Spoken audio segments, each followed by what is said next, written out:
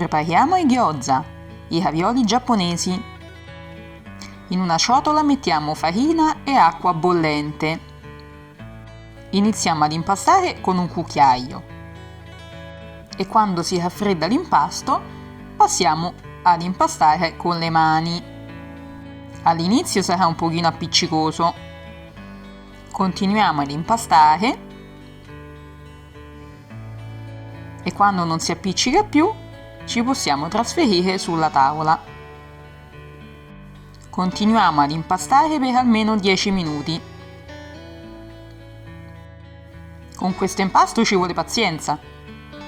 Passato il tempo, formiamo una palletta e facciamola riposare per 30 minuti. Prepariamo il ripieno.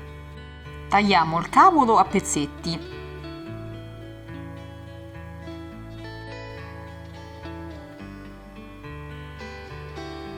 E aggiungiamola alla carne di maiale. Puliamo lo zenzero fresco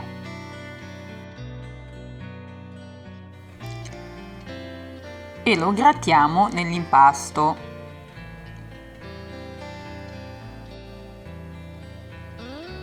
Grattiamo anche lo spicchio d'aglio. Aggiungiamo la salsa di soia, l'olio di semi di sesamo e il sakè. Saliamo e pepiamo e amalgamiamo per bene l'impasto.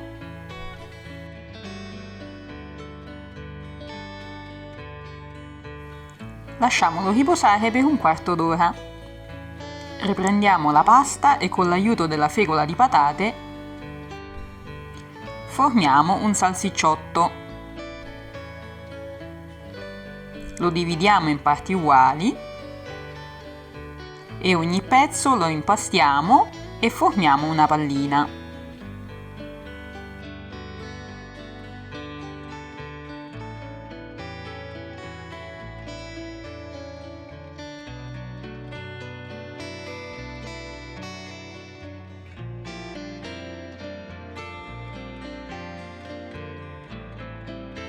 Formate tutte le palline, le lasciamo riposare per 5 minuti. Ci aiutiamo sempre con la fecola di patate. Schiacciamo la pallina e poi con l'aiuto del mattarello cerchiamo di farla il più possibile rotonda. Anche qui ci vuole un po' di pazienza, altrimenti si formano delle pieghe.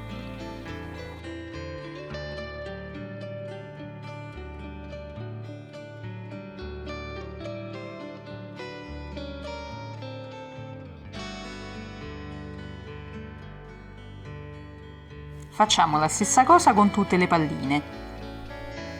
Riprendiamo il ripieno e iniziamo a formare i nostri ravioli. Mettiamo il ripieno e attenzione alla chiusura. Ci mettiamo comodi con la mano a conchetta. Sistemiamo il ripieno dentro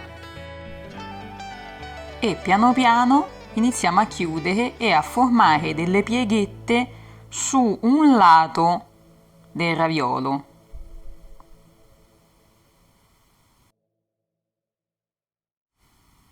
Continuiamo con le pieghette fino a chiudere del tutto il raviolo.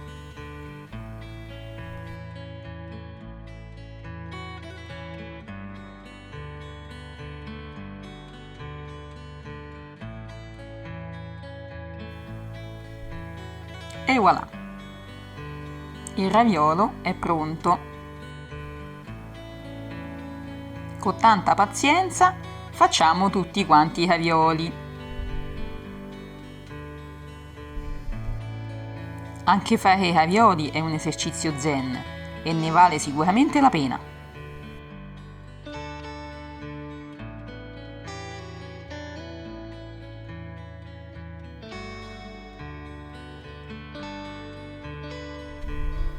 Quando abbiamo finito i ravioli, prendiamo una padella e mettiamoci dentro l'olio di semi di sesamo e tutti quanti i ravioli sistemati per bene. Cuociamo per qualche minuto e poi aggiungiamo un pochino d'acqua. Chiudiamo con un coperchio così si cuoceranno con il vapore. Passati almeno 5 minuti togliamo il coperchio e continuiamo a cuocere per ridurre l'acqua rimasta. Dopo qualche minuto aggiungiamo un altro pochino di olio di semi di sesamo e cuociamo per far formare la crosticina sotto ai ravioli. Spegniamo il fuoco, mettiamo un piatto sopra la padella ben chiuso e con un colpo giriamo.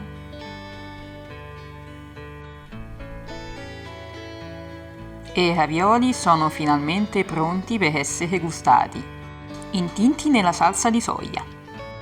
Itadakimasu! La nana vi conferma che sono buonissimi e adesso se li mangia tutti